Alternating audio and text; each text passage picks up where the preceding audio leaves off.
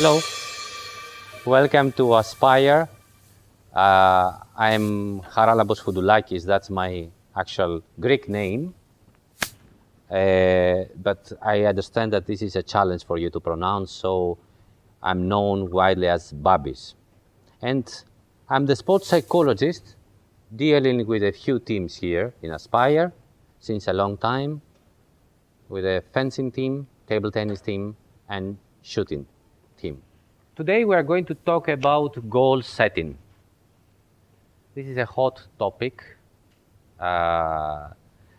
discussed in the multidisciplinary coaching and sports science teams supporting elite and non-elite table tennis athletes around the world. To be honest, my personal stance is that once we have visiting coaches, I prefer to talk to them about what sports psychology does, because it has come to my and our attention, to be honest, all these years that we work in applied sports psychology, that there are many coaches, a big percentage of coaches around the world that do not have a clear understanding of what a sports psychologist can do with their athletes. Usually they believe that the intervention of a sports psychologist is needed once there is a mental problem, which is a common misconception, to be honest. I want to become a better player. Is this a goal? Is it a goal that can actually mobilize effort towards some action? To be honest with you, it might be a hope, it might be a wish, it might be a promise that we give to ourselves and to our coaches, our parents. However, it is not a goal in its strict sense of the term.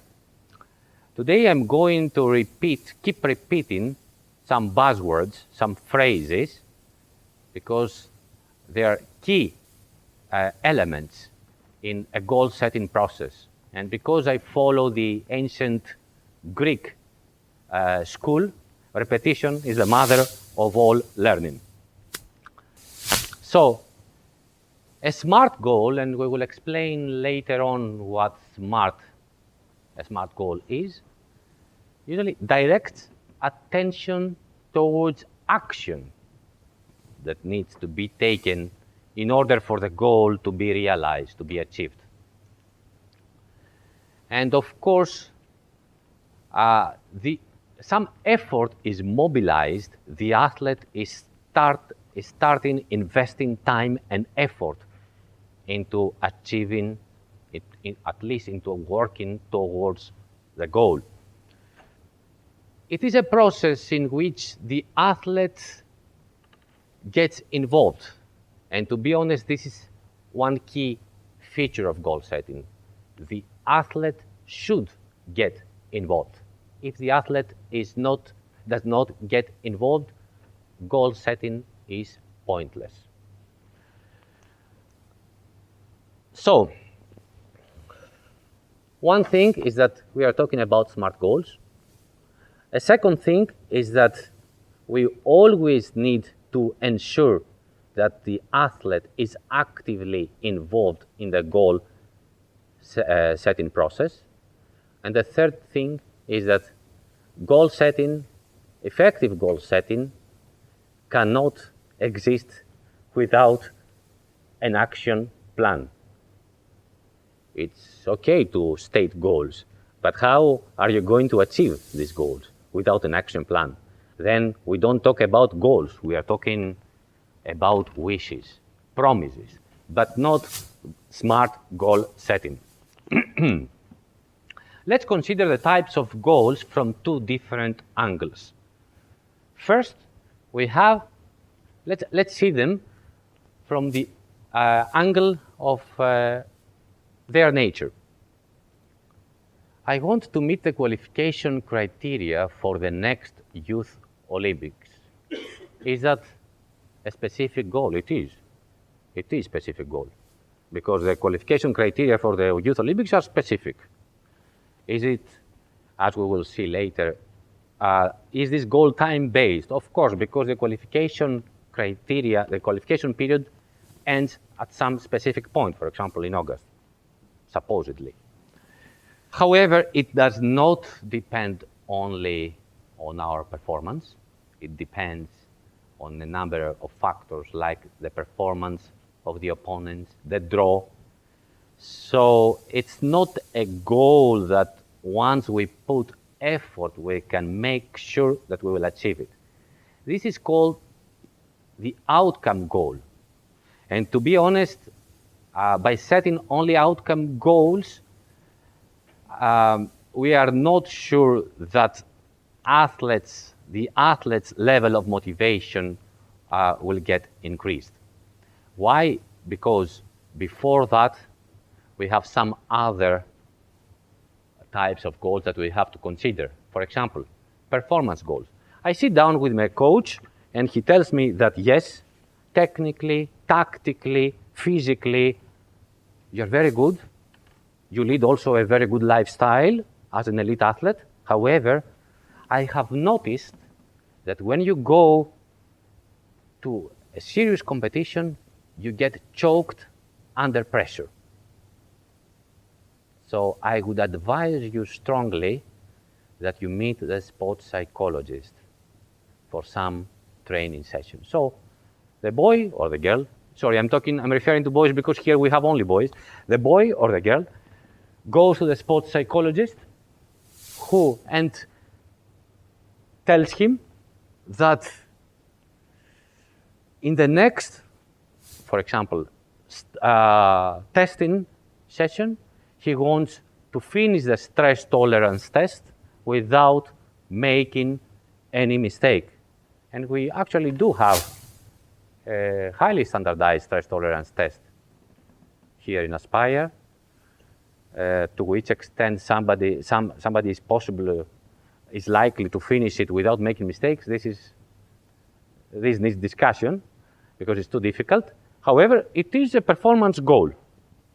And the athlete is convinced that once he does it, he will have reached a good level of stress management, a good level of stress tolerance, and he's closer to what we call mental toughness. But how can he do that? Okay, it's good to say that, but how can he do that? So it's our job, to be honest, to probably push the athletes mostly towards what we call process goals. Yes, in order for you to perform that well in the stress tolerance test, you need, of course, to follow some mental training sessions on emotional control. So, because we are talking about a boy of Aspire, the boy decides with his coach, with his sports science multidisciplinary team, that he wants to spend 3 hours of his weekly training in the mind room, where we do psychophysiological testing and training, and where the athlete can learn more about his body, can learn more about his physiological responses when being under pressure, and we can design tailored training on a case-by-case basis. So let's see what types of goals we have from a different angle as far as the time period needed for the realization of the goal is concerned. Of course, you will see that there is a strong association here. Usually, outcome goals are mostly associated with long-term goals. Performance goals are mostly associated with medium-term goals, and short-term goals are associated with process goals. So we are talking about, reaching the qualification criteria is maybe a long-term goal because the qualification period ends, let's say, in August. So if we talk briefly, roughly speaking, short-term goals, let's say from 0 to 3 months, medium term from 3 to 6 months, and after 6 months, we are talking about long-term goals. So yes, usually we have a lot of long-term goals for our lives, and we're talking about us in general. There are many things that we want to achieve, but few of us have realized that in order for these goals to be achieved, there are some processes that we have to follow. There are short-term goals that we have to set in order to reach the long-term goals. Both of them are important because, let's say, the long-term goal, we can view it as the vision of the athlete, while the short-term goal, there are many processes that he has to follow and keep following in order to achieve the ultimate level. And yes, this is a continued progress of short-term goals, without which we can never reach a long-term goal. One could ask, but does goal setting work? It's good to talk about that, but does it work?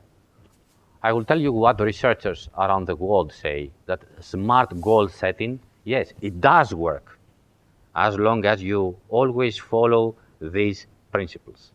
Expressing wishes or expressing promises does not work as goal setting. If you want to seriously get involved in a smart goal setting process, then yes, it works once the athlete reviews goals regularly. I mean, we set the goals, we set the action plan, but what is the progress then? Without this, nothing happens really, okay? And of course, there are some other factors that we will see now. Yeah, this is another thing that I will keep repeating till the end of the presentation, that short-term goals, because I want you to remember it always, short-term goals should be slightly above what we can already do. That we have to set both short and long-term goals, as we said. And yes, the participant always should be involved in this process.